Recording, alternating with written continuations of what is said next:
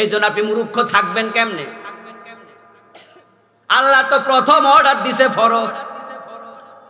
আরে পড়লে তো জানতেন, পড়েন নাই কেন? চা দোকানে বসে আড্ডা দিয়া গল্পবাজি করা সোজা। অনেকে বলে টেবিল থাপড়াইয়া চা খাইতে খাইতে জোরে জোরে আওয়াজ করে বলে হুজুররা জানে বেশি, হুজুরদের হিসাবও বেশি, আমরা জানিও কম। আমরা কি মজা! হাসরের দিন আল্লাহরে বলে দেবে আমি জানি না, আর আল্লাহ বলবে জান্নাতে ঢুকে যাও, এত সোজা। আল্লাহ বলবে বিয়ে করতে জানছো, ছেলে মেয়ের বাবা হইতে জানছো, লাখ লাখ টাকা কামাই করে জায়গা জমিন কিনতে জানছো, গাদা গাদা ইংরেজি বই পড়া ব্যারিস্টার, উকিল, মুক্তার, ডাক্তার, ইঞ্জিনিয়ার হইতে জানছো। ও মিয়া সব জানলা, শুধু কোন কামে ঈমান যায় আসলটাই জানলা না। আমার বন্ধু, আমরা আয়াতে কারিমা থেকে পড়েছি, যা পড়লাম, বাশিরিল মুনাফিকিনা বিআন্না লাহুম আযাবান আলীমা। ও নবী মুহাম্মদ সাল্লাল্লাহু আলাইহি ওয়াসাল্লাম, যারা মুনাফিক আপনি তাদেরকে জাহান্নামের কঠিন শাস্তির খবর দেন।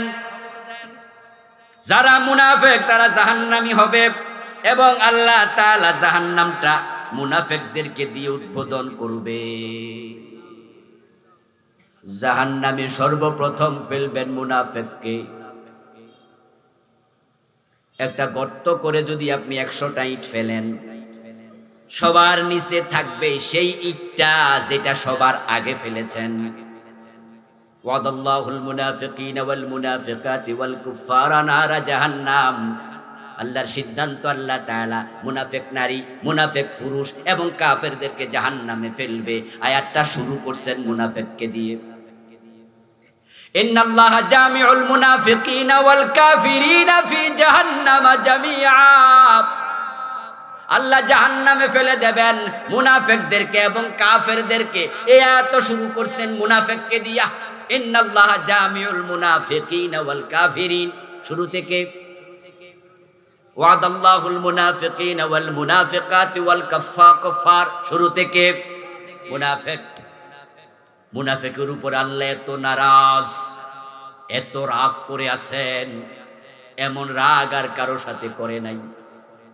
এর কারণ হলো কাফেররা হলো বাহিরের শত্রু, মুনাফিক হলো ঘরের শত্রু। যারা কাফের, মুশরিক, নাস্তিক, তারা ইসলামের ক্ষতি করে, দুশ্মনী করে বাহির থেকে। আর এটাই স্বাভাবিক। আপনার যদি কেউ দুশ্মনী করে, আপনার বাজার, আপনার এখান থেকে 1 মাইল দূরে, 2 মাইল দূরে পাশের বাড়ির লোক দুশ্মনী করে, আপনার বাড়ি থেকে 50 গজ দূরে, আপনি যদি রাতের বেলায় দরজা বন্ধ করে জানালা লাগাইয়া আপনি ঘুমায়া পড়েন, নিশ্চিন্তে ঘুমান, টেনশন নাই, শত্রু বাহিরে।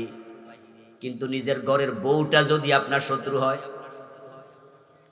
যদি আপনার নিজের ছেলেটা শত্রু হয়, তাহলে তো ঘরের মাঝেও নিরাপদে ঘুমানোর সুযোগ নাই। হিন্দু, বৌদ্ধ, খ্রিস্টান কেউ মুনাফিক হয় না। মুনাফিক হয় এমন কিছু কালেমাওয়ালা মানুষ, যাদের মুখে কালেমা আছে, মাথায় টুপি আছে, দাড়ি আছে, তারা মাঝে মাঝে নামাজও পড়ে, রোজাও রাখে, কিন্তু তারা আল্লাহর অস্তিত্ব, আল্লাহর একত্ব, রাসূলুল্লাহর নেতৃত্ব একচ্ছত্রভাবে, একবারে শক্তভাবে মানার জন্য কলবকে প্রস্তুত করতে পারে নাই। বরং তারাই ঝামেলা পাকায়া দেয়।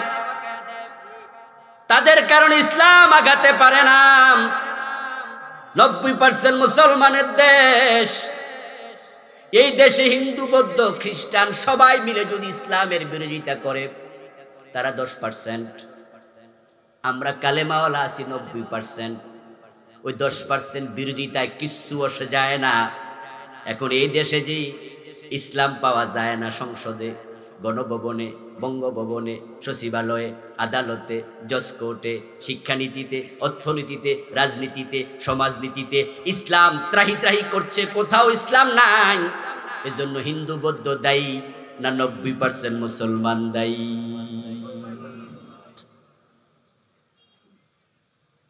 ও ভাইয়েরা, আমরা রাজনীতি করব, আমাদের মতো দল থাকবে 2টা, 5টা, 10টা। গণতান্ত্রিক দেশে এটাই নিয়ম। কিন্তু আমরা সব দল মুসলমানেরা যদি কোরআনের আইনের ব্যাপারে একমত হয়ে যেতাম, দল যেটাই ক্ষমতা আসুক, যারা এই দেশ চালাক, যেই চালাবে আল্লাহর কোরআনের আইনে চালাতে হবে। তাহলে দল চেঞ্জ হতো, কিন্তু আইন আর চেঞ্জ হতো না। আপনাদের কিশোরগঞ্জে 50 বছর 100 বছর পুরান মসজিদ এমন কি নাই? 100 বছর পুরানো মসজিদ যদি থাকে, বলুন তো 100 বছর পুরানো মসজিদে ইমাম কি 100 বছর একজনই ছিল? একজনই ছিল।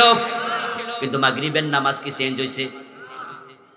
ইমাম চেঞ্জ হয়েছে 5 বছর পরে, 10 বছর পরে, 20 বছর পরে। 100 বছরে 10 জন 15 জন ইমাম নামাজ পড়াইছে, কিন্তু মাগরিবের ফরজ কেউ 4 রাকাত পড়ায় নাই।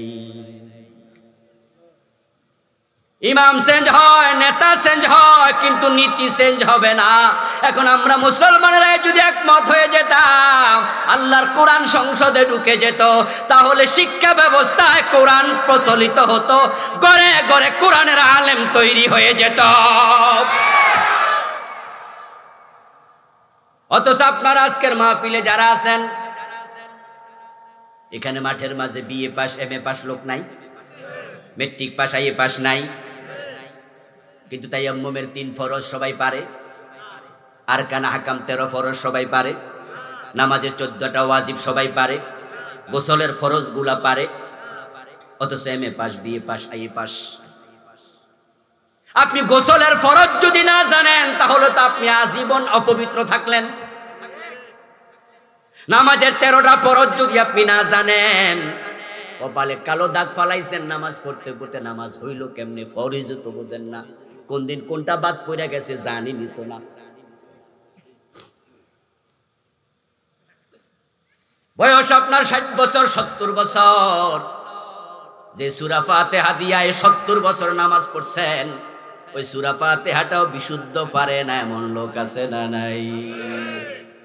কারণ শিক্ষা ব্যবস্থাটাই এমন, এখানে অঙ্ক শিখায়, ইংরেজি শিখায়, বাংলা শিখায়, ভূগোল শিখায়। 5 পাস করেছে, ইংরেজি পড়তে পারে না। 5-6 পাস করেছে, অঙ্ক করতে জানে না। 5-6 পাস করেছে, বাংলা রিডিং পড়তে জানে না। এমন লোক বাংলাদেশে পাওয়া যায় না। কিন্তু এমএ পাস, বিএ পাস ডাক্তার আছে, আল্লাহর কোরআনটা দেখে দেখে পড়তে পারে না, কারণ সিলেবাসে কোরআন নাই। এই কোরআনটাকে জায়গা মতো নেওয়ার জন্য আপনাকে কিছু চিন্তার আইডিওলজি লালন করা লাগবে। যদি আপনি অন্তরকে সেভাবে রাজি করতে না পারেন, তাহলে বুঝতে হবে আপনার অন্তরের ভিতরে নেফাক আছে। এখন মুনাফিকের কিছু আলামত আমি এই বইতে সংগ্রহ করেছি। আমাদের মসজিদের ইমাম সাহেব হুজুরদের থেকে, মাহফিলের বক্তাদের থেকে আমরা বারবার শুনেছি মুনাফিকের আলামত 3টা, মুনাফিকের আলামত 4টা। যখন কথা বলবে মিথ্যা বলবে, ওয়াদা করলে ভঙ্গ করবে, আমানত রাখতে খেয়ানত করবে, ঝগড়া করলে গালিগালাজ করবে। এই হাদিস সহিহ। কিন্তু মুনাফিকের আলামত 3 এবং 4টা নয়। আমি কোরআন হাদিস ঘেটে দেখলাম, এই বই লেখার সময় মুনাফিকের আলামত পেয়েছি আমি 28টা। ও প্রিয় ভাইয়েরা, যদি আপনার অন্তরে নেফাক ঢুকে যায়, অন্তরে মুনাফিকি থাকে, কুফর, নেফাক এবং ঈমান এক কলবে একত্রিত হয় না। এগুলো বিপরীত জিনিস। আগুন এবং পানি একসাথে থাকে না। কুফর এবং নেফাক, শিরিক, ঈমান এক অন্তরে একসাথে থাকে না। ঢুকেছে নেফাক, চলে গেছে ঈমান, ঢুকেছে কুফর, চলে গেছে ঈমান, ঢুকেছে শিরিক, চলে গেছে ঈমান, ঢুকেছে নাস্তিকতা, চলে গেছে ঈমান। এইজন্য প্রিয় নবী বলছেন, ইয়াতি আলান নাসি জামান, এমন একটা জামানা আসবে, ইয়াজতামিউনা ফিল মাসাজিদি লাইসা ফীহিম মুমিন, লোকজন মসজিদে জামাতের সাথে নামাজ পড়বে, কিন্তু অন্তরে একটারও ঈমান থাকবে না। এর ঈমান তো চলে গেছে, জানেই নাই। قال النبي صلى الله عليه وسلم تكون بين الساعة فتن كقطع الليل المظلم يصبح فيها الرجل مؤمنا فيمسي كافرا يمسي مؤمنا يصبح كافرا يبيع أقوام دينهم بعرض من الدنيا। প্রিয় নবী বলতেছে একটা জামানা আসবে কিয়ামতের আগে, চারদিক থেকে ফিতনা একটার পর একটা ধেয়ে আসবে, আর মানুষগুলো ঈমান হারাতে থাকবে।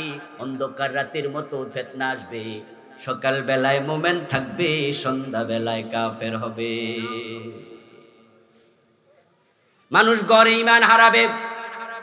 28টি কারণে নেফাক হয়, এই কারণগুলোতে আপনার ঈমান চলে যাবে। নেফাক হলো এক ক্ষমাহীন অপরাধ, এমন এক অপরাধ যেটার জন্য রাসূল মুহাম্মদ নিজে দোয়া করেছেন, কিন্তু মুনাফিকের জন্য আল্লাহ রাসূলের দোয়াও কবুল করেন নাই।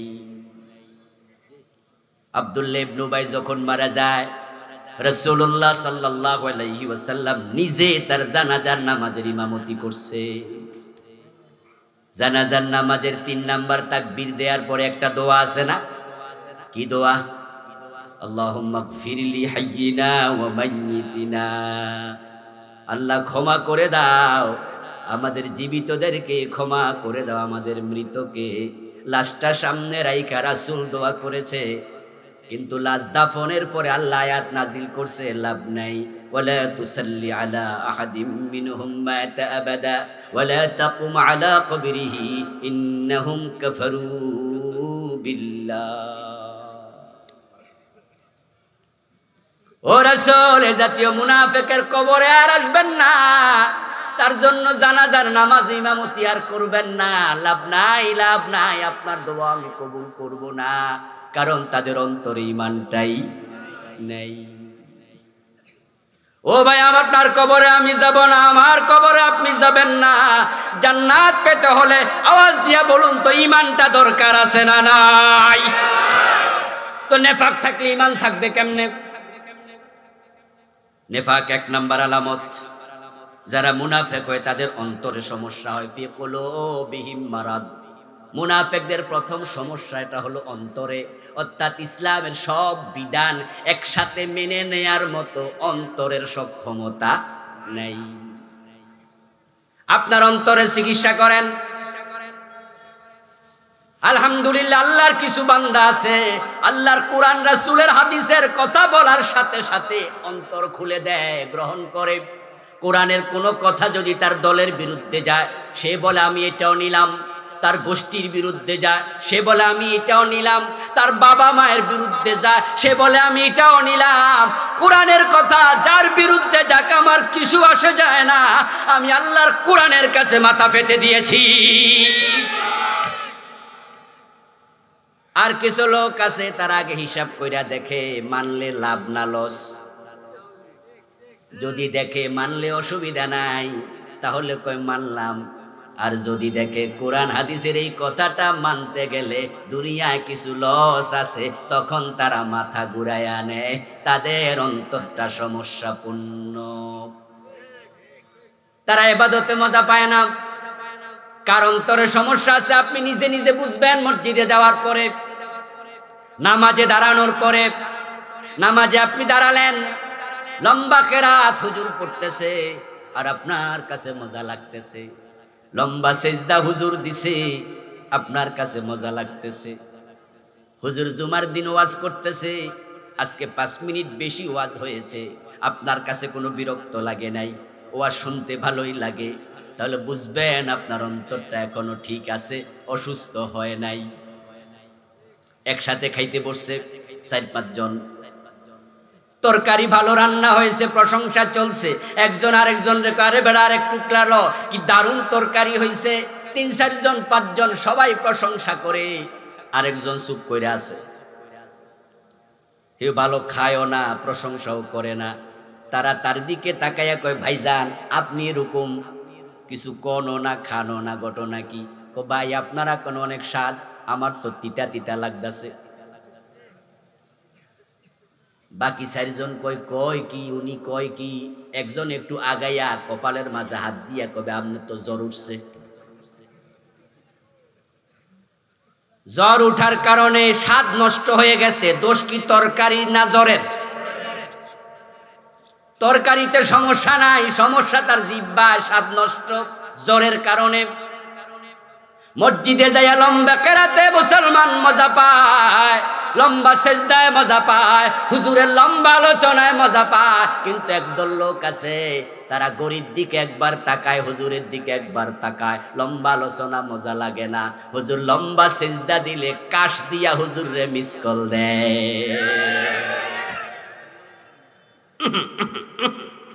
এর মানে হুজুর আমার তো শেষ, আপনি কদ্দুর গেছে। তারা মসজিদ খোঁজে, রমজান মাস আসলে কোন মসজিদে 18 মিনিটে 20 রাকাত তারাবি হয়। যেই মসজিদে কেরাত ছোট, ওই মসজিদে ভিড় জমে যায়। আর যেখানে লম্বা কেরাত মুসল্লি কমে যায়।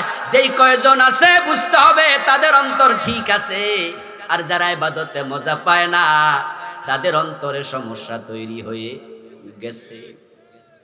এই রোগের সমাধান হলো বেশি বেশি কোরআন অধ্যয়ন করো, বেশি বেশি ইস্তিগফার করো, বেশি বেশি তাওবা করো, আল্লাহর কাছে বেশি বেশি দোয়া করো, আল্লাহ আমার অন্তর ভালো করে দাও। আলা বিযিকরিল্লাহি তাতমাইন্নুল কুলুব, আল্লাহর জিকির বাড়ায়া দাও, অন্তরের সমস্যা সমাধান হয়ে যাবে।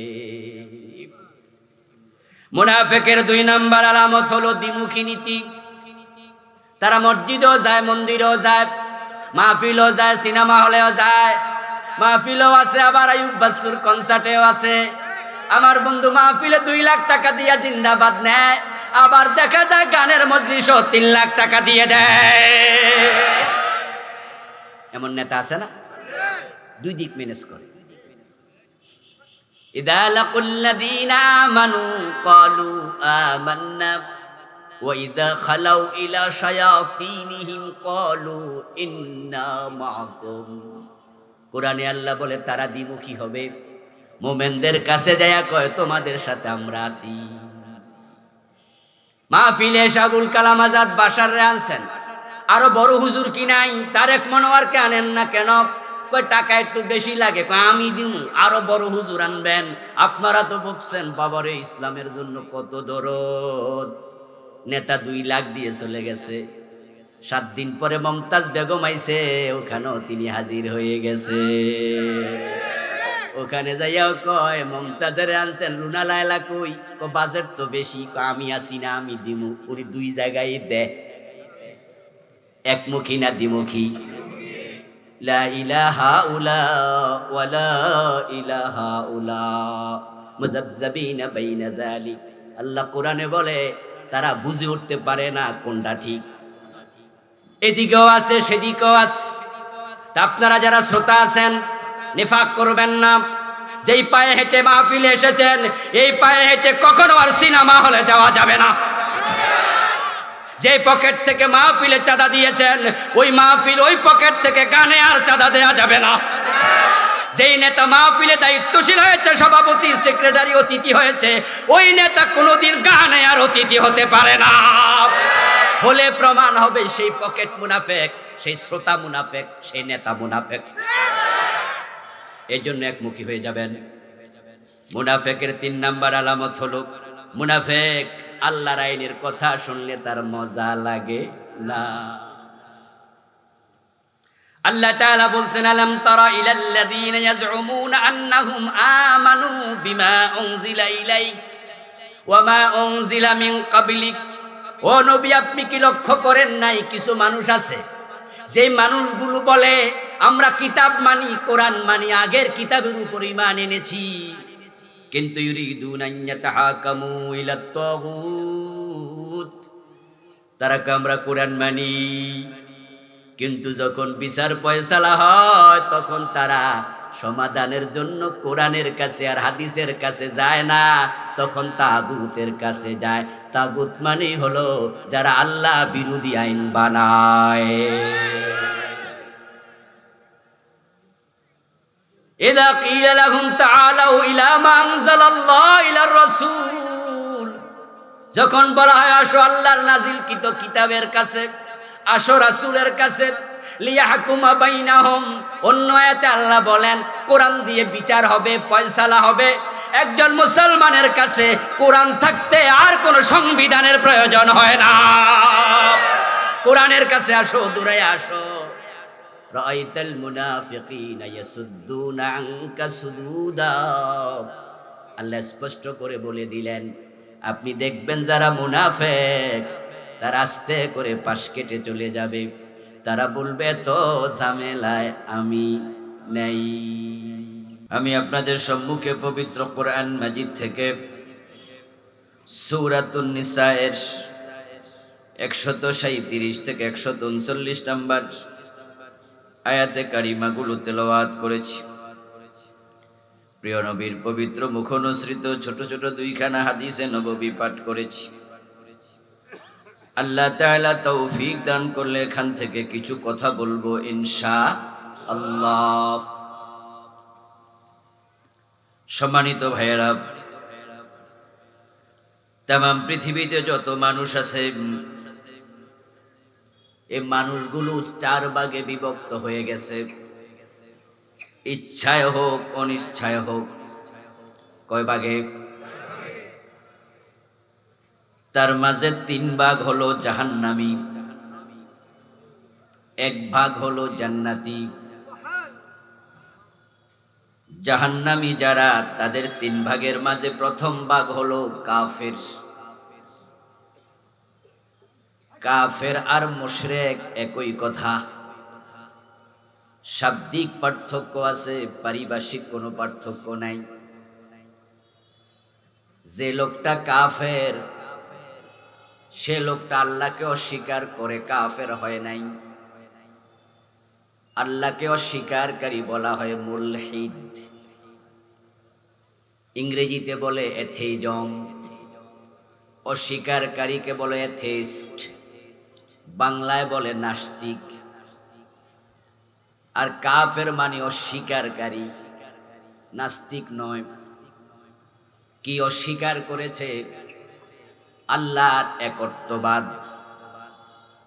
আল্লাহ আছে স্বীকার করে, কিন্তু আল্লাহ একজন এটা স্বীকার করে না। যারা মক্কায় কাফের ছিল, আল্লাহ যে আছেন এটা তারা জানতো। কোরআনে আল্লাহ তাআলা বলছেন, লা ইন সাআলতাহুম মান খালাকাস সামাওয়াতি ওয়াল আরদা লায়াকুলুন্নাল্লাহ।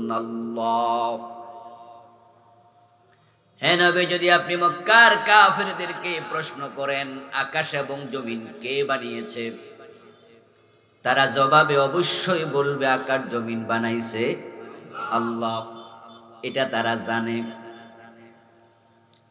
কিন্তু জানার পরেও তারা মূর্তি পূজা করে। লাত, মানাত, উজ্জা, হুবল, ইয়াসাব, নায়েলা ওদের কাছে মাথা নত করে। আল্লাহ একজন এটা তারা মানতে রাজি না। তারা আল্লাহর সাথে আরো অন্যদেরকেও শামিল করে। তারা বহুত্ববাদী। এক আল্লাহকে যারা মানে না, আল্লাহর একত্ববাদ অস্বীকার করে, তাই তাদেরকে বলা হলো কাফের। আবার এই একত্ববাদ অস্বীকারী কাফের গুলো মূর্তি পূজা করে, তাই তাদেরকে বলা হয় আবার মুশরিক। বল ইয়া আইয়ুহাল কাফিরুন লা আ'বুদু মা তা'বুদুন। হে নবী, আপনি বলুন, ও কাফেরেরা, তোমরা যে মূর্তি পূজা করো আমি সে মূর্তির পূজা করি না। তো যারা মূর্তি পূজক তাদেরকে আমরা স্বাভাবিকত মুশরিক মনে করি, কিন্তু আল্লাহ এখানে ডাক দিলেন কাফিরুন বলে, তাহলে বোঝা যায় মুশরিক যে কাফেরও সে। পারিভাষিক পার্থক্য নাই। কোরআন মাজিদের আরেক আয়াতে আল্লাহ বলছেন, ইন্নামাল মুশরিকুনা নাজাস ফালা ইয়াকরাবুল মাসজিদাল হারামা বা'দা আমিহিম হাযা। মুশরিকরা নাফাক। মক্কা বিজয়ের পর আল্লাহ এই আয়াত নাজিল করে বললেন, এই বছরের পর থেকে তারা মসজিদে হারামের সীমানায় আর ঢুকতে পারবে না। ইন্নামাল মুশরিকুনা নাজাস, মুশরিকরা নাজাস, তাই তারা মসজিদে হারামের সীমায় আর আসবে না। এবার বলুন তো, মসজিদে হারামের সীমানায় শুধু মুশরিকের প্রবেশ নিষিদ্ধ নাকি কাফেরের প্রবেশও নিষিদ্ধ?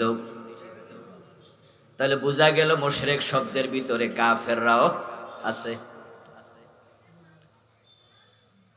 জাহান্নামী মানুষ 3 ভাগ, তার মাঝে প্রথম ভাগের নাম হলো কাফের। কাফেরের ভিতরে মুশরিকও আছে। দ্বিতীয় ভাগ জাহান্নামী হলো মুলহিদ, যারা আল্লাহর অস্তিত্বটাকে স্বীকার করে না। আল্লাহ নাই, সৃষ্টিকর্তা বলতে কেউ নাই, এমন কথা বলার মতো কিছু হতভাগা আছে না নাই? তসলিমা নাসরিনের নাম শুনেছেন? আহমদ শরীফ, দাউদ হায়দার, সালমান রুশদি, শাহরিয়ার কবির, কয় না আর কি মুরগি কবির, ওই দলের লোকেই। ডাইরেক্ট কইলে তসলিমার মতো দেশ ছাড়া হওয়া লাগবে, এজন্য ঘুরে এগারাইয়া কয়, কিন্তু দল একটাই। আল্লাহ তাআলাকে স্বীকারই করে না। তাদের আকীদা হলো আনসিন ইজ নাথিং, যা দেখি না তা মানি না। তাই তারা বলে আল্লাহরে দেখা যায় না, পাওয়া যায় না, খুঁজে অনেক খুঁজেছে তারা, খুঁজা নাকি পায় না।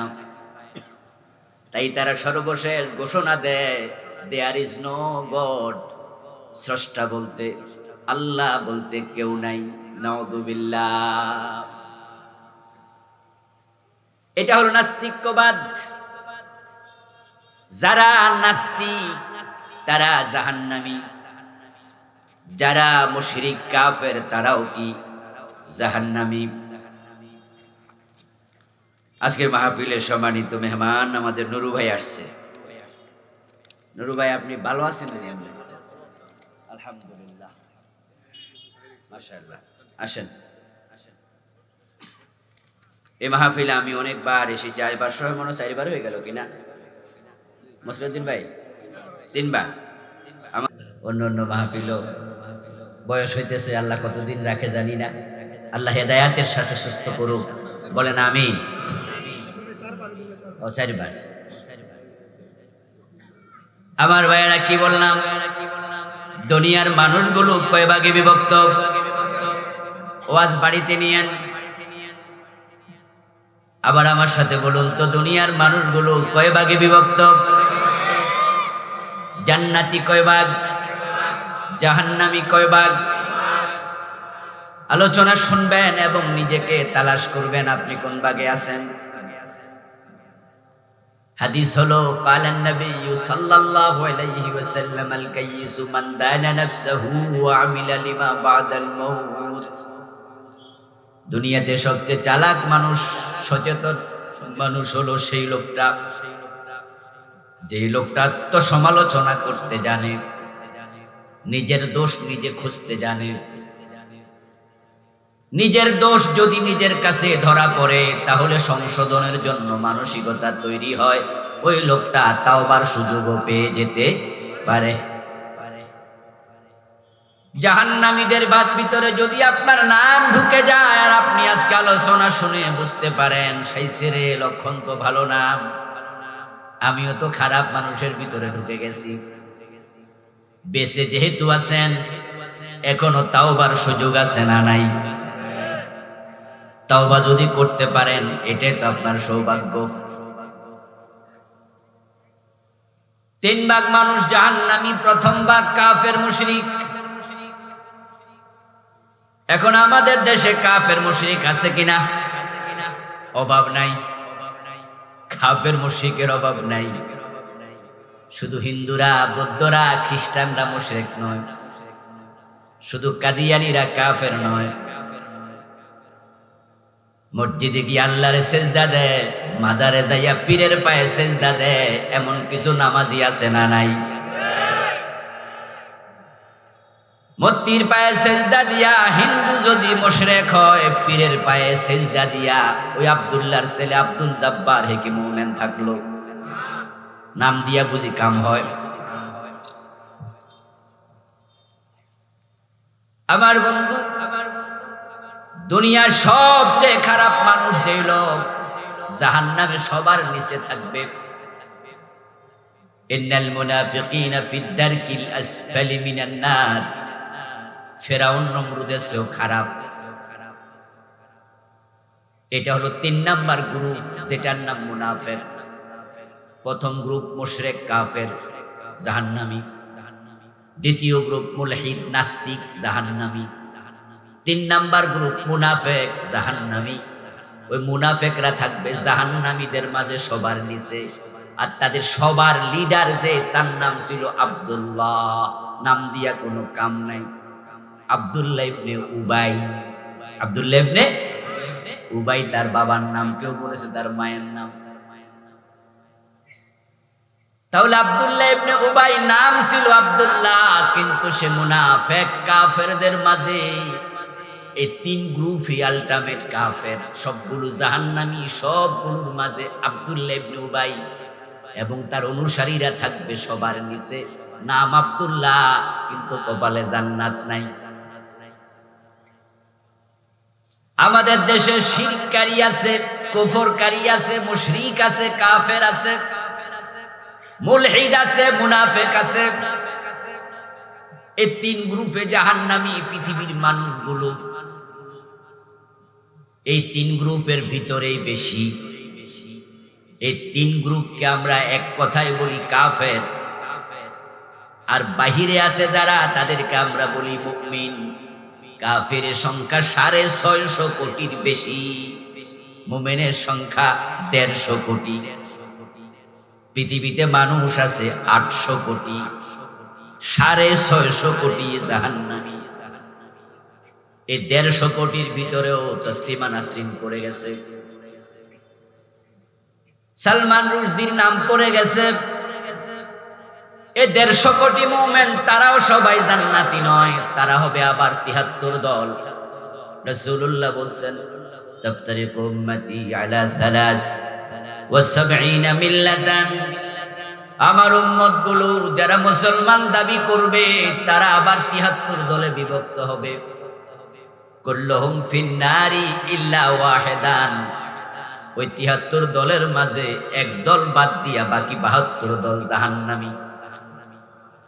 ওখানে আছে 650 কোটি, আবার এখানে 150 কোটির মাঝে 73 দল, 72 দল জাহান্নামী। তাহলে আপনারা বলুন তো, জান্নাতি বেশি না জাহান্নামী বেশি? কত বেশি? অনেক। জান্নাতি খুব কম। এখন জান্নাতি যতই কম হোক, ওই জান্নাতীদের কাতারে নিজের নামটা ঢুকানো দরকার আছে না নাই? যদি জান্নাতের গাড়িতে উঠতে না পারেন, তাহলে আপনি বড় হতভাগা। জান্নাতীদের দলে নিজেকে ঢুকাতেই হবে। যেই লোক জান্নাত মিস করেছে, সে সব মিস করেছে, সে কিচ্ছু পায় না। ও বন্ধু, যদি দেশের নাগরিকত্ব ক্যান্সেল হয়ে যায়, তাহলে দেশে জায়গা জমিন কিনতে পারবেন? কথা বলতে হবে, হ্যাঁ না একটা কইলে। দেশে নাগরিকত্ব যদি না থাকে, জায়গা জমিন কিনতে পারবেন? এই দেশে আপনি বৈধ কোনো বিষয়ে বৈধ অধিকার দাবি করতে পারবেন? নাগরিকত্ব নাই, ভোট দিতে পারবেন? পাসপোর্ট করতে পারবেন? কোনটা পারবেন? কিছু না। নাগরিকত্ব ক্যান্সেল মানে আপনার অনেক সুযোগ সুবিধা থেকে আপনি বঞ্চিত। তারপরেও আপনি এই দেশে পাসপোর্ট ভিসা লইয়া চাকরি করতে পারবেন। বিদেশি নাগরিকরও চাকরি করে। নাগরিকত্ব ক্যান্সেল হলো, বেঁচে থাকা যায়, অনেক বৈধ সুযোগ সুবিধা বাতিল হয়। কিন্তু জান্নাতের টিকিট যদি ক্যান্সেল হয়, জান্নাতের ট্রেন যদি মিস হয়, আপনার বৈধতা কিছু নাই, আপনার কোনো দাম নাই, আপনার কোনো মূল্য নাই। বরং যারা জান্নাত মিস করবে, জাহান্নামী হবে, ওই মানুষগুলো হলো সৃষ্টির মাঝে সবচেয়ে নিকৃষ্ট। ওদের মতো হতভাগা কেউ নাই। কেন হতভাগা? কারণ হলো আপনার দুনিয়া 1000 কোটি টাকা আছে, কিন্তু মরার সাথে সাথে আর 1 টাকাও নাই। আপনার বিঘা বিঘা জমিন আছে, চোখ বন্ধ হয়ে গেছে, আর কিচ্ছু নাই। আপনি এমপি, মন্ত্রী, প্রধানমন্ত্রীর ক্ষমতাটা আপনার হাতে আছে, চোখ বন্ধ হলে ক্ষমতাটাও হাতে নাই। এবার একটু হিসাব মিলান, টাকা ছিল এখন নাই, ক্ষমতা ছিল নাই, জায়গা জমিন ছিল নাই, এখন কপালে জান্নাতটাও নাই, তাহলে আছেটা কি? আছে কি? আপনার তো কিছুই নাই, আর এর মানে আপনি জাহান্নামী। আর যে জাহান্নামী হবে সে বড় হতভাগা। আর যার খাওয়ার জন্য খাবার নাই, থাকার জন্য ঘর নাই, পরিধান করার জন্য কাপড় নাই, ফুটপাতে ঘুমায়। ঢাকা শহরে কত মানুষ রাস্তার পাশে ফুটপাতে ঘুমায়া থাকে। রাতের বেলায় দেখি মশা কামড়াইতেছে, ঘুমাইতেছে, হাত পা নাড়ে নাড়া মশা ধরে আবার ঘুমায়। এমন গরিব লোক আপনাদের এলাকাতেও আছে, রিক্সা চালাইয়া জীবন নির্বাহ করছে, পরিবার চালাচ্ছে। রিক্সাটাও নিজের নয়, ভাড়া রিক্সা চালায়। এর মানে রিক্সা কেনার মতো টাকাও তার নাই, এত গরিব। সনের ঘরে থাকে, টিন দিয়া ঘর দিতে পারে না, এত গরিব। কিন্তু সে যদি 4 নাম্বার দল জান্নাতি, ওই দলে ঢুকতে পারে, প্রকৃত মুমিন হতে পারে, তাহলে সে বড় সৌভাগ্যবান মানুষ। কারণ দুনিয়ার জীবন 30, 40, 50 বছর, 100 বছর কেটে যাবে। যখনই তার চোখ বন্ধ হবে, আল্লাহর জান্নাতের নিয়ামত শুরু হবে। এই নিয়ামত আর কোনোদিন শেষ হবে না।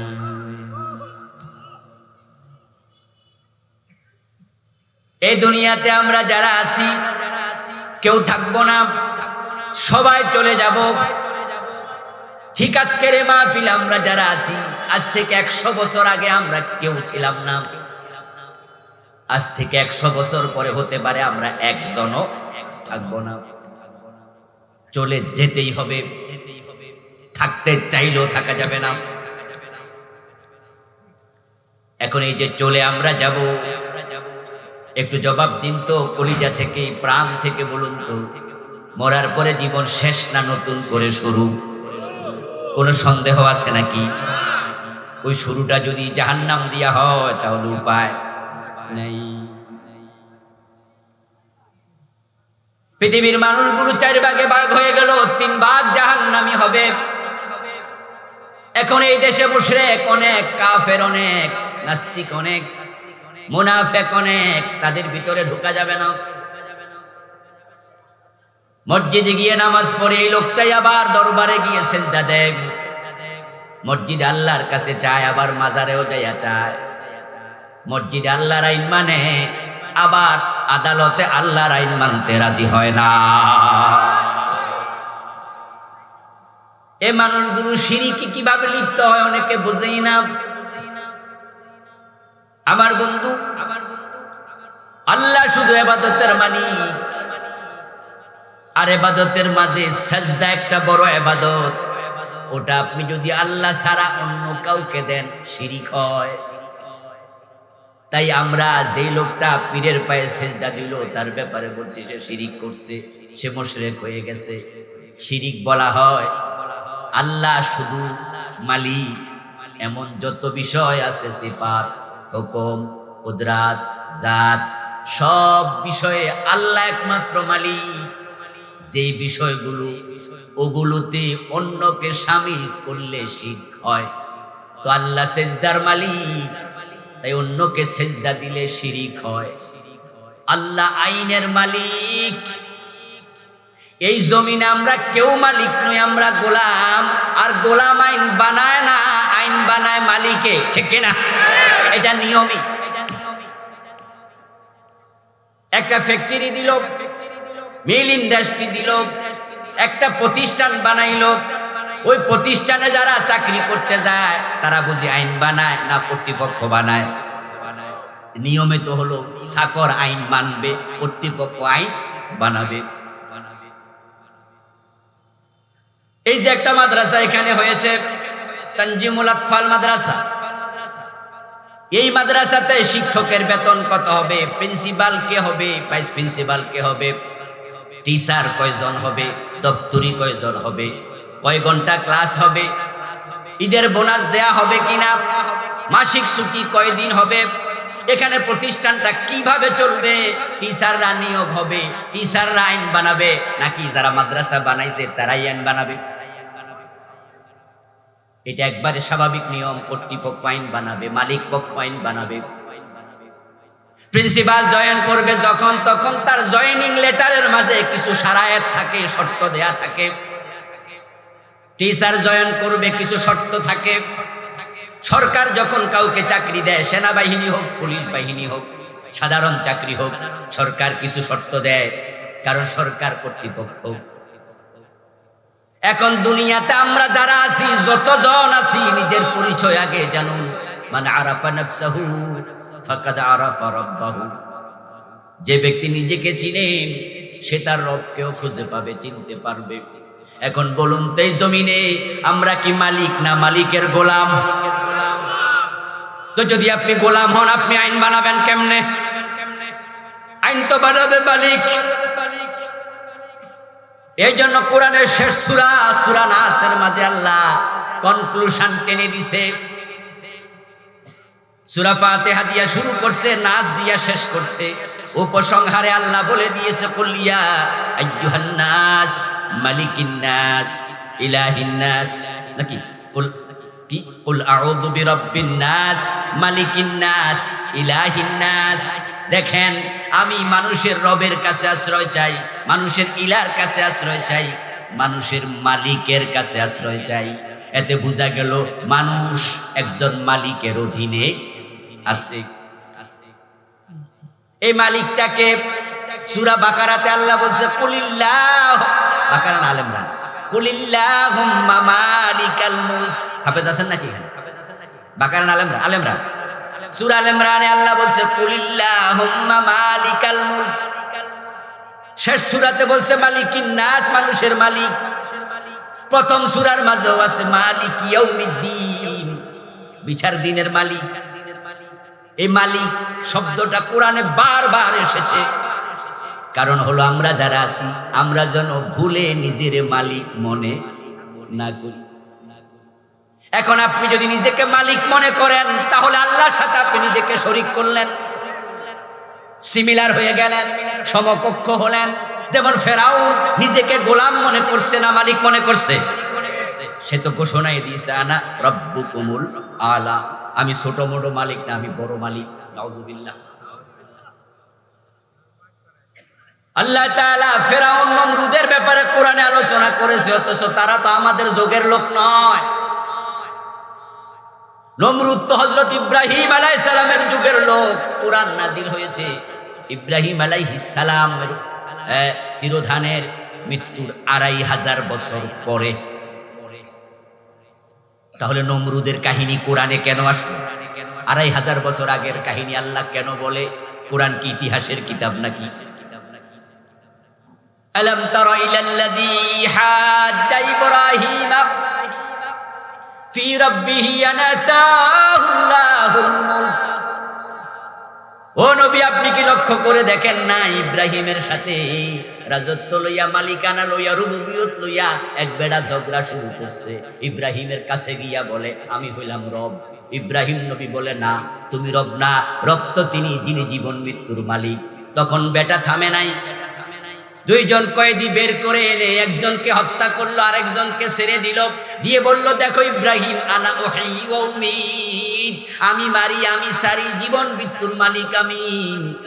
এবার ইব্রাহিম বলল, তাহলে আমার রব তো তিনি যিনি প্রতিদিন সূর্যকে পূর্ব দিকে তোলে, পশ্চিম দিকে ডুবায়। যদি তুমিও রব হও, মালিক হও, তাহলে একটু সূর্যটাকে পশ্চিম দিক থেকে তুলে দেখাও।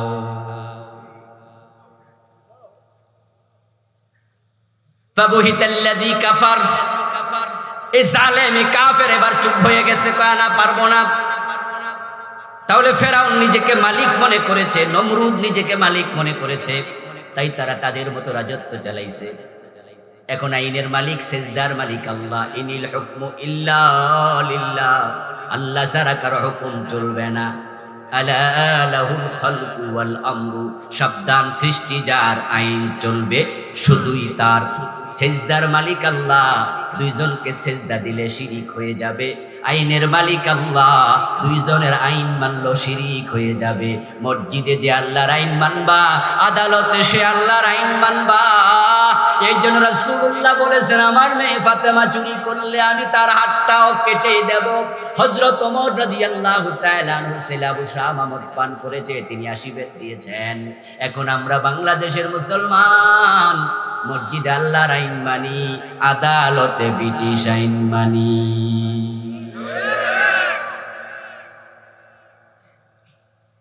এখন ওই বেটা দুইজনের সেজদা দিয়া মুশরিক হলে, তুমি দুইজনের আইন মাইনা মোমেন থাকলা কেমনে? হয়তো আপনি বুঝেন না আপনি মুশরিক। হাজার হাজার লাখ লাখ মানুষ আল্লাহর সামনে কিয়ামতের দিন হাজির হইয়া দেখবে, তার ঈমানটাই নাই, শিরিক করেছে, ঈমানটা চলে গেছে।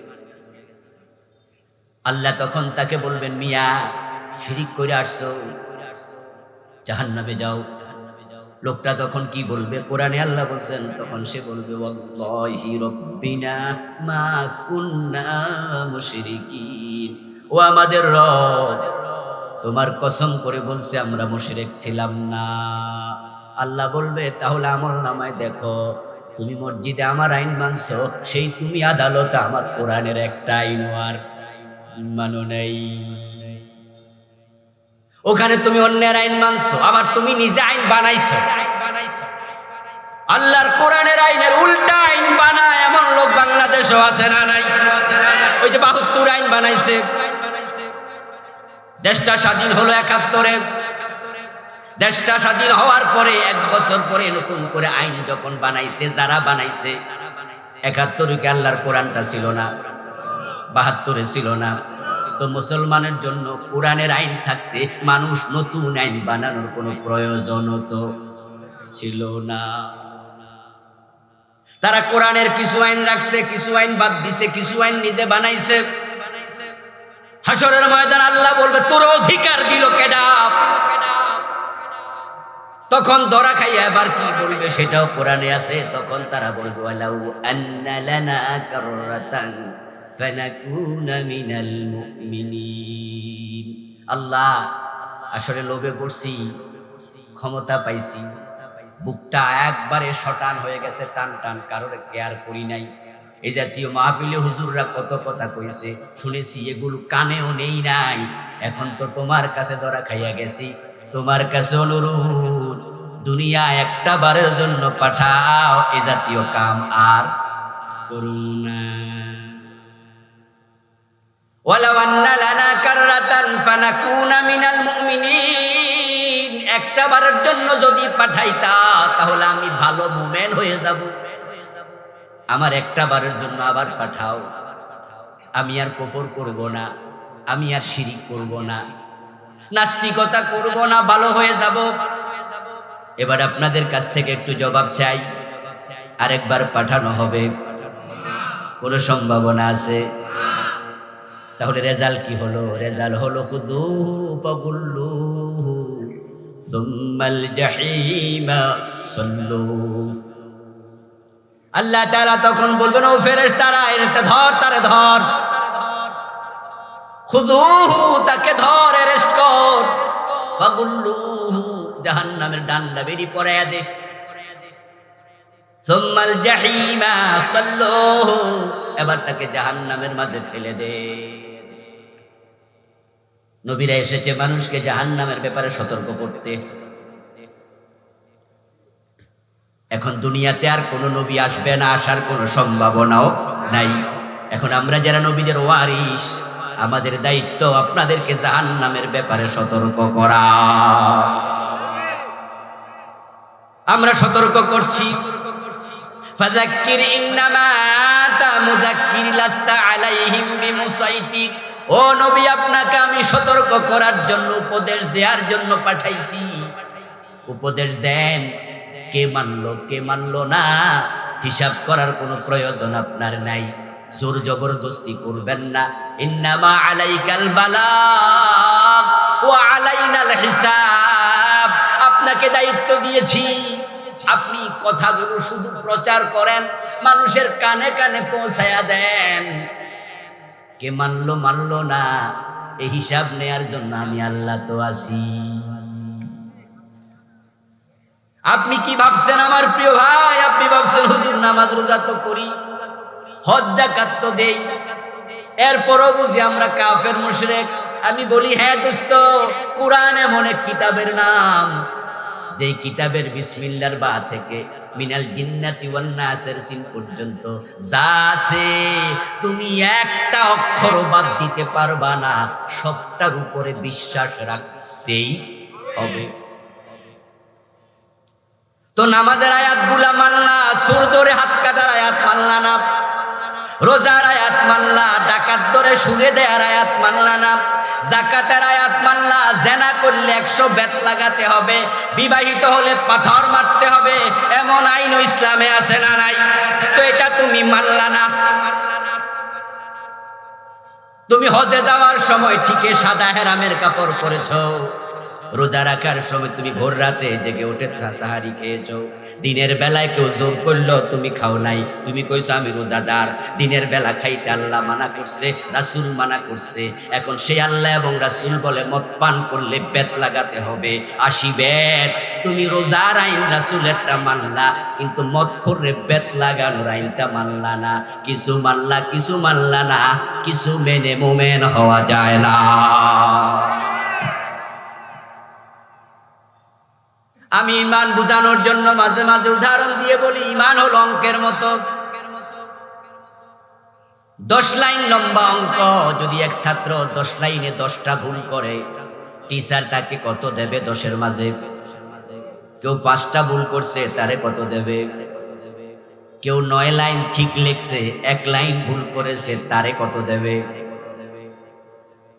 এখন ছাত্র যদি আর্গুমেন্ট করে যে স্যার হে তো 10টা ভুল করছে, হেরও 0 দিলেন, আমি তো মাত্র 1টা ভুল করছি, আমারও 0 দিলেন, এটা কি ঠিক হইল নি? টিচার তখন জবাব দেবে, বাবারে এটা অঙ্কের নিয়ম।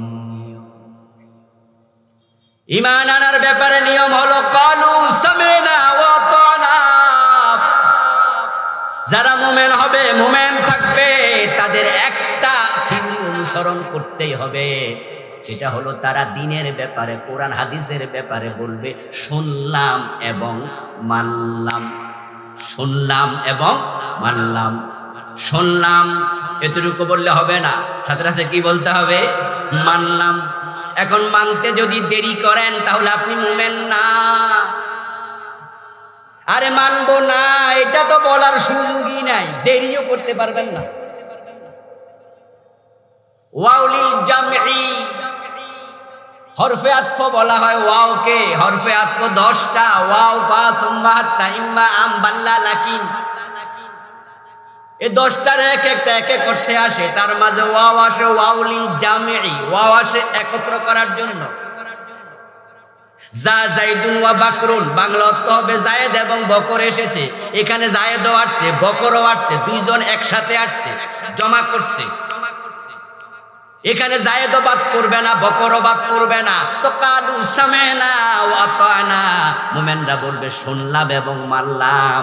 শুনতেও হবে, মানতেও হবে, একটাও বাদ দেয়া যাবে না।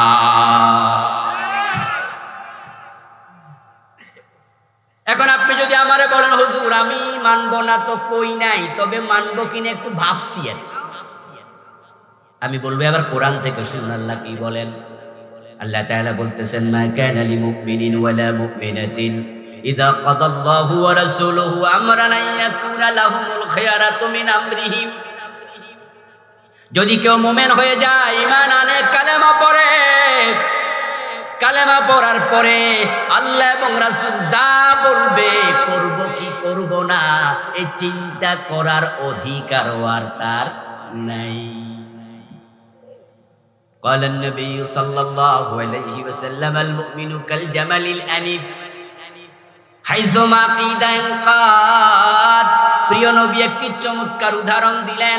তিনি বলেন যে মুমিন হয় সে তো ওই ওটের মতো হবে যে ওটের নাকের ভিতরে মালিক রশি ঢুকাইয়া দিছে। এখন রশি ঢুকানোর পরে ওই ওটটা স্বাধীন না পরাধীন? একটু জোরে বলেন। নিজের মন মতো চলে না মালিকের টান মতো চলে? এখন মালিক টান দিলি কি দেরি করতে পারবে? দেরি করলে নাক ছিঁড়ে যাওয়ার সম্ভাবনা আছে না নাই? তুমি মোমেন হয়েছ, আল্লাহ এবং রাসূল যা বলে মানতে দেরি করলো ঈমান ছিঁড়ে যাবে। এখন ঈমান ছিঁড়ে যায় কাফেরের কুফরি করার কারণে, মুশরিকের শিরিক করার কারণে, যারা নাস্তিকতার কারণে। আরেক গ্রুপ আছে, 3 গ্রুপের মাঝে, তারা হলো মুনাফিক, যাদেরকে দেখতে মুসলমানের মতো মনে হয় কিন্তু তাদের কলবেও ঈমানটা নাই। আমি বাকি সময়টুকু আজকে তাদের প্রসঙ্গে বলবো, কারণ বাংলাদেশে হিন্দু, বৌদ্ধ, খ্রিস্টান, ইহুদি, নাস্তিক, আপনার শিরিক মুশরিক যারা করছে, কুফর যারা করছে, তাদের চেয়েও বাংলাদেশে মুনাফিকের সংখ্যা বেশি। নেফাকের কারণে আমরা অনেক ঈমান হারা হয়ে বসে আছি, আমরা জানি না। হাশরের ময়দানে হয়তো জানবেন আপনার এই কাজটা নেফাক ছিল, ওই নেফাকের কারণে ঈমানটা চলে গেছিল। টের পাওয়ার পরে আপনিও বলবেন, আল্লাহ আমি জানতাম না এটা যে নেফাক, আমার আরেকবার দুনিয়ায় পাঠাও, আমি ভালো হয়ে আসব। সুযোগ তো আর নাই। তাই কোন কোন কাজ নেফাক, এগুলো দুনিয়াতে বেঁচে থাকতে জানতে হবে। জানি না এ কথার মূল্য আল্লাহর কাছে এক আনাও নাই। কারণ ইসলামে জানা শিখা নফল না ফরজ। তলাবুল ইলমি ফরিদা আলা কুল্লি মুসলিম। ইসলাম মূর্খের ধর্ম নয়। এখানে জানি না মূর্খ আছেন, জাহেল আছেন, সুযোগই নাই। কোরআনের প্রথম যে অর্ডার আসছিল সে অর্ডারটা ছিল ইকরা। জোরে বলেন নাকি? তো পড়া কি মূর্খের কাজ নাকি? এই জন্য আপনি মূর্খ থাকবেন কেমনে? আল্লাহ তো প্রথম অর্ডার দিছে ফরজ।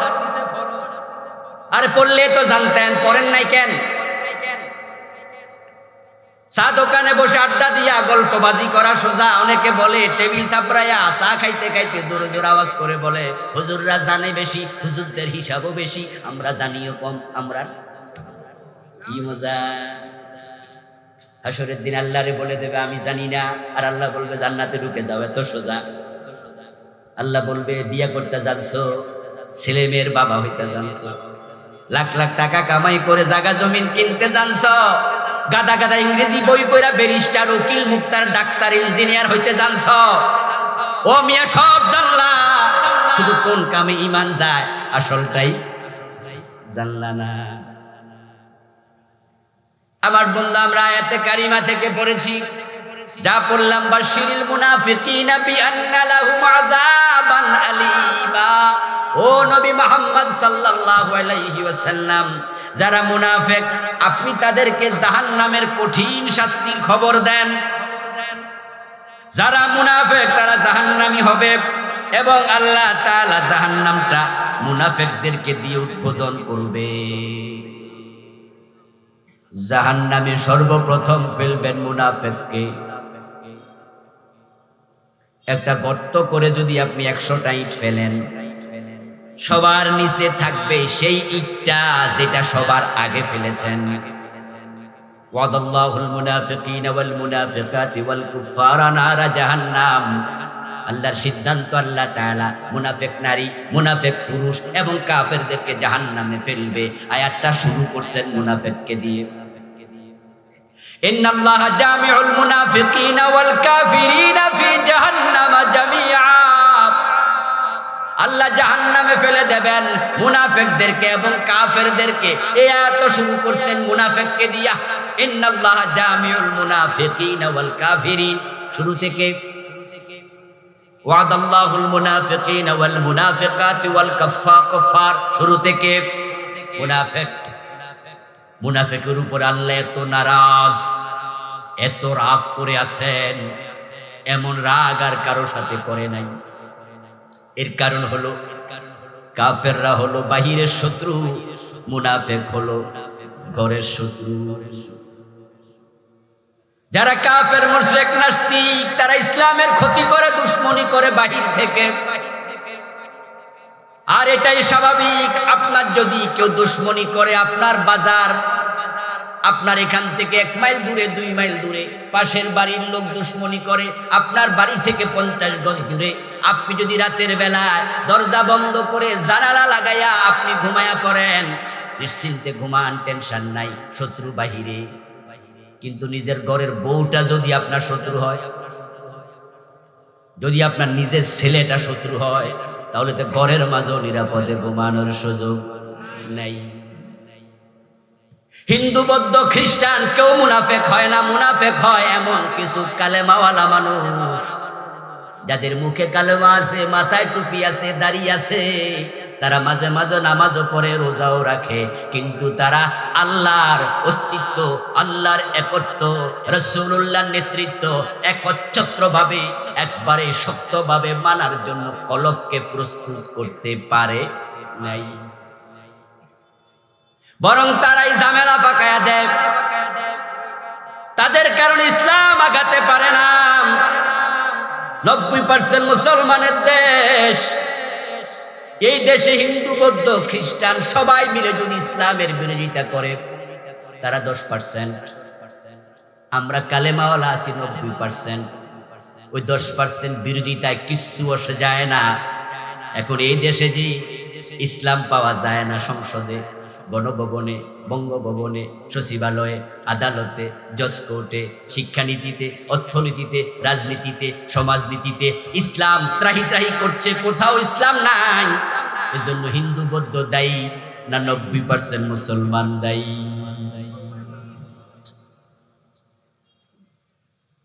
ও ভাইয়েরা, আমরা রাজনীতি করব, আমাদের মতো দল থাকবে 2টা 5টা 10টা, গণতান্ত্রিক দেশে এটাই নিয়ম। কিন্তু আমরা সব দল মুসলমানরা যদি কোরআনের আইনের ব্যাপারে একমত হয়ে যেতাম, দল যেটাই ক্ষমতা আসুক, যারা এই দেশ চালাক, যেই চালাবে আল্লাহর কোরআনের আইনে চালাতে হবে। তাহলে দল চেঞ্জ হতো, কিন্তু আইন আর চেঞ্জ হতো না। আপনাদের কিশোরগঞ্জে 50 বছর 100 বছর পুরান মসজিদ এমন কি নাই? 100 বছর পুরানো মসজিদ যদি থাকে, বলুন তো 100 বছর পুরানো মসজিদে ইমাম কি 100 বছরে একজনই ছিল?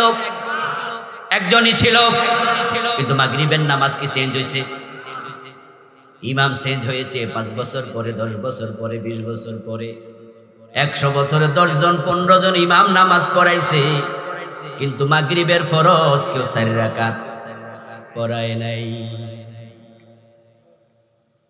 ইমাম চেঞ্জ হয়, নেতা চেঞ্জ হয়, কিন্তু নীতি চেঞ্জ হবে না। এখন আমরা মুসলমানরা যদি একমত হয়ে যেতাম, আল্লাহর কোরআন সংসদে ঢুকে যেত, তাহলে শিক্ষা ব্যবস্থায় কোরআন প্রচলিত হতো, ঘরে ঘরে কোরআনের আলেম তৈরি হয়ে যেত। অথচ আপনারা আজকের মাহফিলে যারা আছেন, এখানে মাঠের মাঝে বিএ পাস, এমএ পাস লোক নাই, মেট্রিক পাস, আইএ পাস নাই, কিন্তু তায়াম্মুমের 3 ফরজ সবাই পারে, আরকান আহকাম 13 ফরজ সবাই পারে, নামাজের 14টা ওয়াজিব সবাই পারে, গোসলের ফরজগুলা পারে, অথচ MA pass, BA pass, IA pass. আপনি গোসলের ফরজ যদি না জানেন, তাহলে তো আপনি আজীবন অপবিত্র থাকলেন। নামাজের 13টা ফরজ যদি আপনি না জানেন, কপালে কালো দাগ ফালাইছেন, নামাজ পড়তে পড়তে নামাজ হইল কেমনে, ফরজ তো বুঝেন না, কোন দিন কোনটা বাদ পড়ে গেছে জানিনি তো না। বয়স আপনার 60 বছর, 70 বছর, যে সূরা ফাতিহা দিয়া 70 বছর নামাজ পড়ছেন, ওই সূরা ফাতিহাটাও বিশুদ্ধ পারে না এমন লোক আছে না নাই? কারণ শিক্ষা ব্যবস্থাটাই এমন, এখানে অঙ্ক শিখায়, ইংরেজি শিখায়, বাংলা শিখায়, ভূগোল শিখায়। 5 পাস করেছে, ইংরেজি পড়তে পারে না। 5-6 পাস করেছে, অঙ্ক করতে জানে না। 5-6 পাস করেছে, বাংলা রিডিং পড়তে জানে না। এমন লোক বাংলাদেশে পাওয়া যায় না। কিন্তু MA পাস, BA পাস ডাক্তার আছে, আল্লাহর কোরআনটা দেখে দেখে পড়তে পারে না, কারণ সিলেবাসে কোরআন নাই। এই কোরআনটাকে জায়গা মতো নেওয়ার জন্য আপনাকে কিছু চিন্তার আইডিওলজি লালন করা লাগবে। যদি আপনি অন্তরকে সেভাবে রাজি করতে না পারেন, তাহলে বুঝতে হবে আপনার অন্তরের ভিতরে নেফাক আছে। এখন মুনাফিকের কিছু আলামত আমি এই বইতে সংগ্রহ করেছি, আমাদের মসজিদের ইমাম সাহেব হুজুরদের থেকে, মাহফিলের বক্তাদের থেকে আমরা বারবার শুনেছি মুনাফিকের আলামত 3টা, মুনাফিকের আলামত 4টা। যখন কথা বলবে মিথ্যা বলবে, ওয়াদা করলে ভঙ্গ করবে, আমানত রাখতে খেয়ানত করবে, ঝগড়া করলে গালিগালাজ করবে। এই হাদিস সহিহ। কিন্তু মুনাফিকের আলামত 3 এবং 4টা নয়। আমি কোরআন হাদিস ঘেটে দেখলাম, এই বই লেখার সময় মুনাফিকের আলামত পেয়েছি আমি 28টা। ও প্রিয় ভাইরা, যদি আপনার অন্তরে নেফাক ঢুকে যায়, অন্তরে মুনাফিকি থাকে, কুফর, নিফাক এবং ঈমান এক কলবে একত্রিত হয় না। এগুলো বিপরীত জিনিস। আগুন এবং পানি একসাথে থাকে না। কুফর এবং নেফাক, শিরিক, ঈমান এক অন্তরে একসাথে থাকে না। ঢুকেছে নেফাক, চলে গেছে ঈমান, ঢুকেছে কুফর, চলে গেছে ঈমান, ঢুকেছে শিরিক, চলে গেছে ঈমান, ঢুকেছে নাস্তিকতা, চলে গেছে ঈমান। এই জন্য প্রিয় নবী বলছেন, ইয়াতি আলান নাসি জামান, এমন একটা জামানা আসবে, ইয়াজতামিউনা ফিল মাসাজিদি লাইসা ফীহিম মুমিন, লোকজন মসজিদে জামাতের সাথে নামাজ পড়বে, কিন্তু অন্তরে একটারও ঈমান থাকবে না। এর ঈমান তো চলে গেছে, জানেই না। قال النبي صلى الله عليه وسلم تكون بين الساعة فتن كقطع الليل المظلم يصبح فيها الرجل مؤمنا فيمسي كافرا يمسي مؤمنا يصبح كافرا يبيع أقوام دينهم بعرض من الدنيا। প্রিয় নবী বলতেছে, একটা জামানা আসবে কিয়ামতের আগে, চারদিক থেকে ফিতনা একটার পর একটা ধেয়ে আসবে, আর মানুষগুলো ঈমান হারাতে থাকবে। অন্ধকার রাতের মতো ফিতনা আসবে, সকাল বেলায় মুমিন থাকবে, সন্ধ্যা বেলায় কাফের হবে। মানুষ গড়ে ঈমান হারাবে। 28টি কারণে নেফাক হয়, এই কারণগুলোতে আপনার ঈমান চলে যাবে।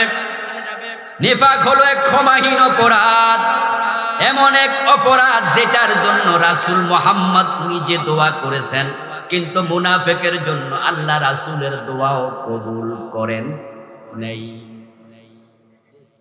আব্দুল্লাহ ইবনে উবাই যখন মারা যায়, রাসূলুল্লাহ সাল্লাল্লাহু আলাইহি ওয়াসাল্লাম নিজে তার জানাজার নামাজের ইমামতি করছে।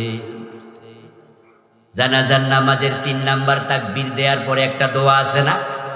কি দোয়া? আল্লাহুম্মা গফিরলি হাইয়িনা ওয়া মাইয়িতিনা, আল্লাহ ক্ষমা করে দাও আমাদের জীবিতদেরকে, ক্ষমা করে দাও আমাদের মৃতকে।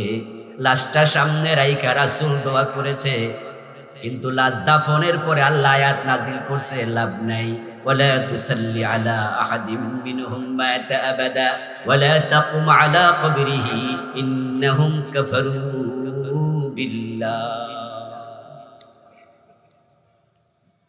ও রাসূল, এই জাতীয় মুনাফিকের কবরে আর আসবেন না, তার জন্য জানাজার নামাজ ইমামতি আর করবেন না। লাভ নাই, লাভ নাই, আপনার দোয়া আমি কবুল করব না, কারণ তাদের অন্তরে ঈমানটাই নেই। ও ভাই, আপনার কবরে আমি যাব না, আমার কবরে আপনি যাবেন না। জান্নাত পেতে হলে আওয়াজ দিয়া বলুন তো, ঈমানটা দরকার আছে না নাই? তো নেফাক থাকলে ঈমান থাকবে কেমনে? নেফাক 1 নাম্বার আলামত, যারা মুনাফেক হয় তাদের অন্তরে সমস্যা হয়, ফি কুলুবিহিম মারাদ। মুনাফেকদের প্রথম সমস্যা এটা হলো অন্তরে, অর্থাৎ ইসলামের সব বিধান একসাথে মেনে নেয়ার মতো অন্তরের সক্ষমতা নেই। আপনার অন্তরে চিকিৎসা করেন। আলহামদুলিল্লাহ, আল্লাহর কিছু বান্দা আছে আল্লাহর কোরআন রাসূলের হাদিসের কথা বলার সাথে সাথে অন্তর খুলে দেয়, গ্রহণ করে। কোরআনের কোনো কথা যদি তার দলের বিরুদ্ধে যায়, সে বলে আমি এটাও নিলাম। তার গোষ্ঠীর বিরুদ্ধে যায়, সে বলে আমি এটাও নিলাম। তার বাবা মায়ের বিরুদ্ধে যায়, সে বলে আমি এটাও নিলাম।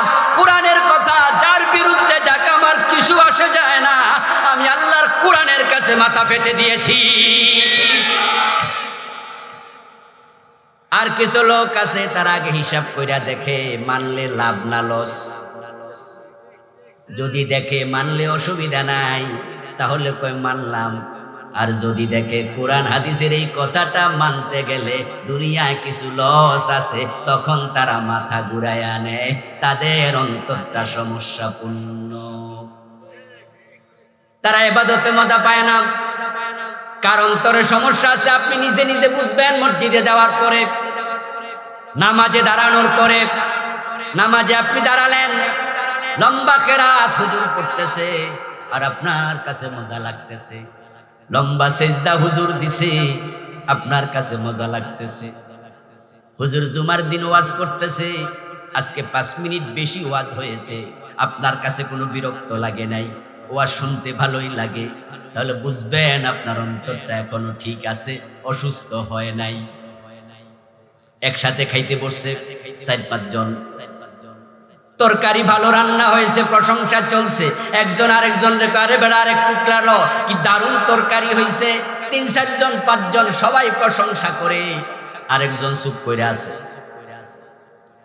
কেউ ভালো খায়ও না, প্রশংসাও করে না। তারা তার দিকে তাকাইয়া কয়, ভাইজান আপনি এরকম কিছু কোনো না, খানো না, ঘটনা কি? ও ভাই আপনারা কোন অনেক স্বাদ, আমার তো তিতা তিতা লাগতেছে। বাকি 4 জন কয় কি, উনি কয় কি? একজন একটু আগাইয়া কপালের মাঝে হাত দিয়া কবে, আপনি তো জ্বর উঠছে। জ্বর উঠার কারণে স্বাদ নষ্ট হয়ে গেছে। দোষ কি তরকারির না জ্বরের? তরকারিতে সমস্যা নাই, সমস্যা তার জিহ্বায়, স্বাদ নষ্ট জ্বরের কারণে। মসজিদে যাইয়া লম্বা কেরাতে মুসলমান মজা পায়, লম্বা সেজদায় মজা পায়, হুজুরের লম্বা আলোচনায় মজা পায়। কিন্তু একদল লোক আছে তারা গরির দিকে একবার তাকায়, হুজুরের দিকে একবার তাকায়। লম্বা আলোচনা মজা লাগে না, হুজুর লম্বা সেজদা দিলে কাশ দিয়া হুজুরে মিস কল দেয়। এর মানে হুজুর আমার তো শেষ, আপনি কদ্দুর গেছে। তারা মসজিদ খোঁজে, রমজান মাস আসলে কোন মসজিদে 18 মিনিটে 20 রাকাত তারাবি হয়। যেই মসজিদে কেরাত ছোট, ওই মসজিদে ভিড় জমে যায়। আর যেখানে লম্বা কেরাত মুসল্লি কমে যায়, যেই কয়জন আছে বুঝতে হবে তাদের অন্তর ঠিক আছে। আর যারা ইবাদতে মজা পায় না, তাদের অন্তরে সমস্যা তৈরি হয়ে গেছে।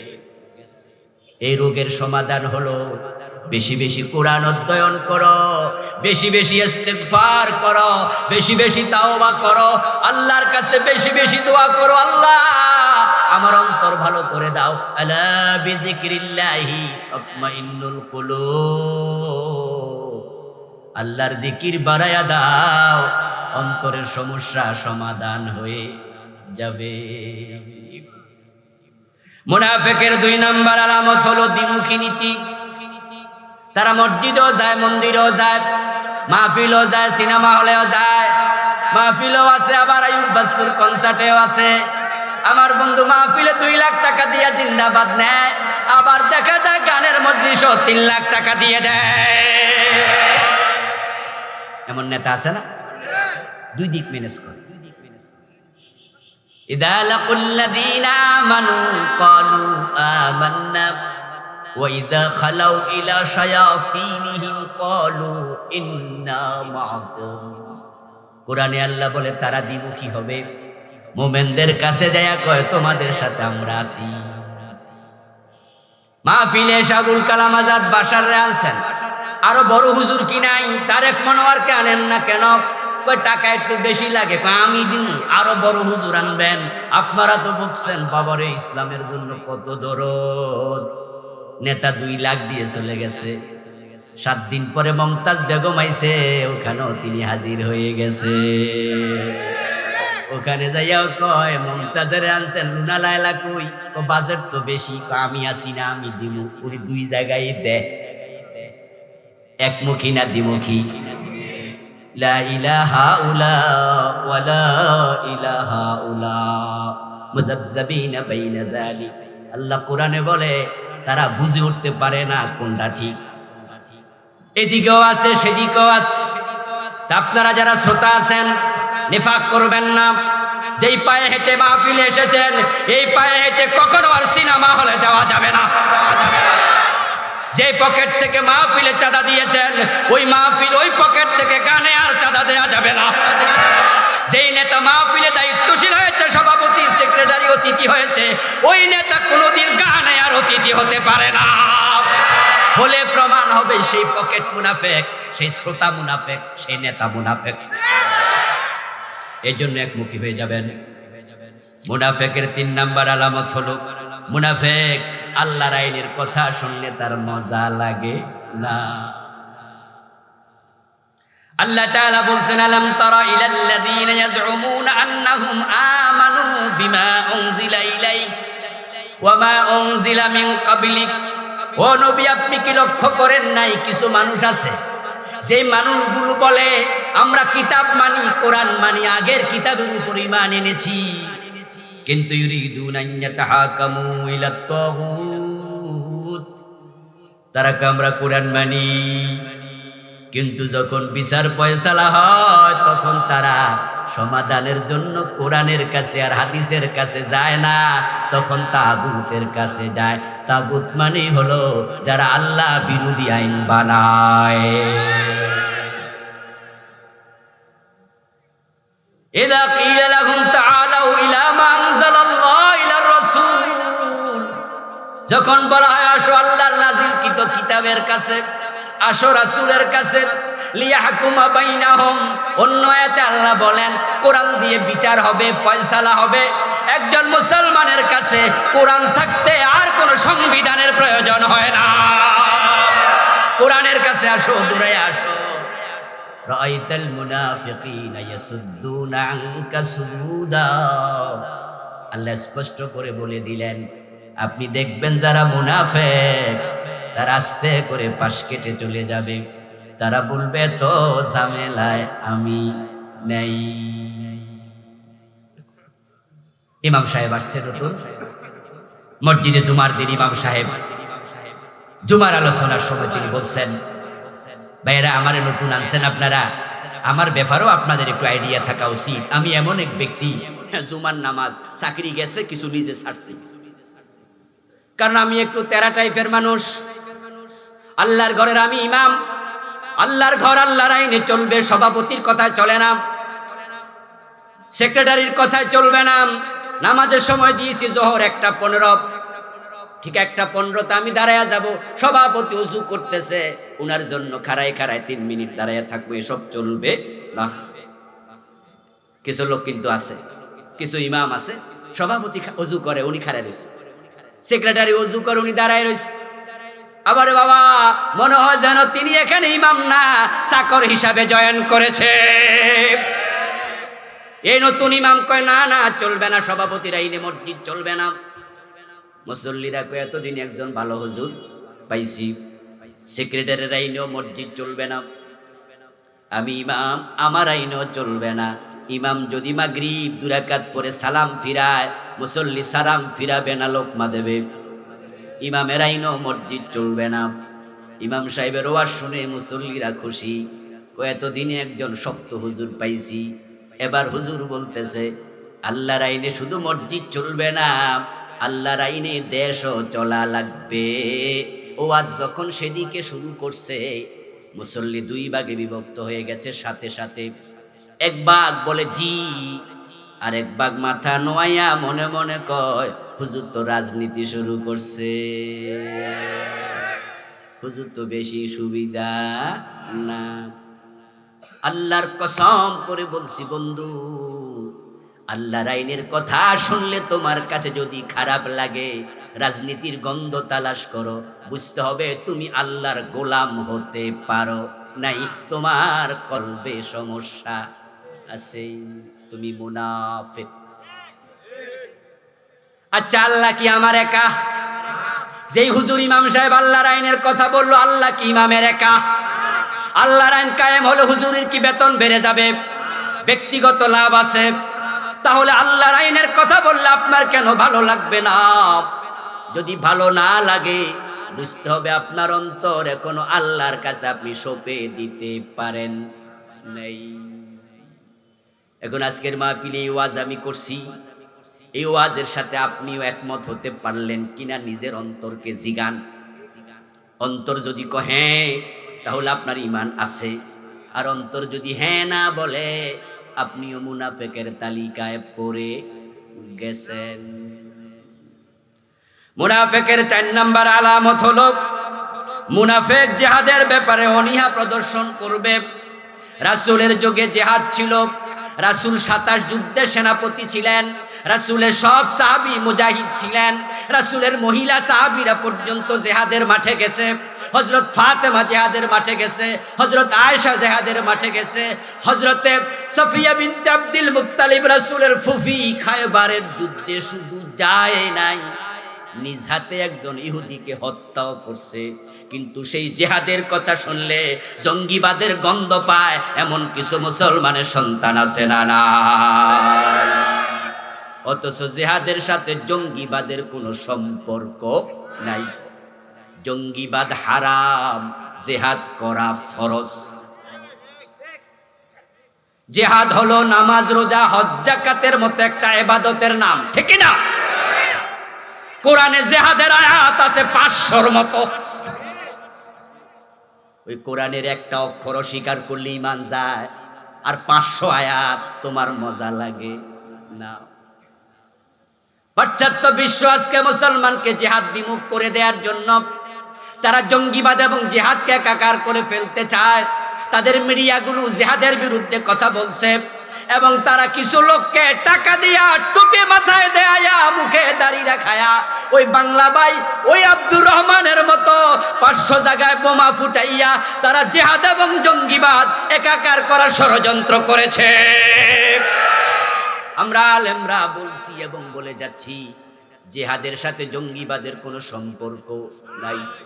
জিহাদ মানে শুধুমাত্র মারামারি করা নয়, জিহাদ মানে হলো অন্যায় যেখানে প্রতিরোধ সেখানে। আর এই প্রতিরোধ করতে গেলে মুখ লাগবে, কলম লাগবে, লিখা লাগবে, মিছিল লাগবে, প্রয়োজনে তলোয়ারও হাতে নেয়া লাগতে পারে। যেখানে জিহাদের আলোচনা হবে, জিহাদের কথা হবে, আপনি আপনার বিবেকরে কলবরে জিজ্ঞাসা করবেন, এই জিহাদের পক্ষে আমি আছি কিনা। যদি আপনার বিবেক বলে না না জিহাদ তো বর্তমানে লাগে না, অথবা জিহাদ তো দরকার নাই, অথবা জিহাদের মাঝে কেমন একটু জঙ্গি জঙ্গি ভাব আছে, আপনার কলব জিহাদের পক্ষে একমত হয় নাই, বুঝতে হবে আপনার অন্তর ঈমানটার নেই।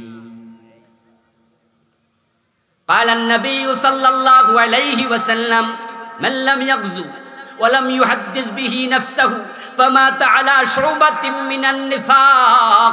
প্রিয় নবী বলেন, যে ব্যক্তি জিহাদ করে নাই, জিহাদ করার জন্য পরিকল্পনাও নাই, সে মুনাফিকের শাখার উপরে মৃত্যুবরণ করবে। একসময় মুসলমানের এক হাতে ছিল কোরআন আর এক হাতে ছিল তলোয়ার। অন্যায় যেখানে দেখেছে মুসলমান তলোয়ারের খাপ থেকে তলোয়ার খুলে ফেলেছে। তাই মুসলমানের নারে তাকবীর ধ্বনির সামনে কাফেরদের তখ্ত তাও সিংহাসন কেঁপে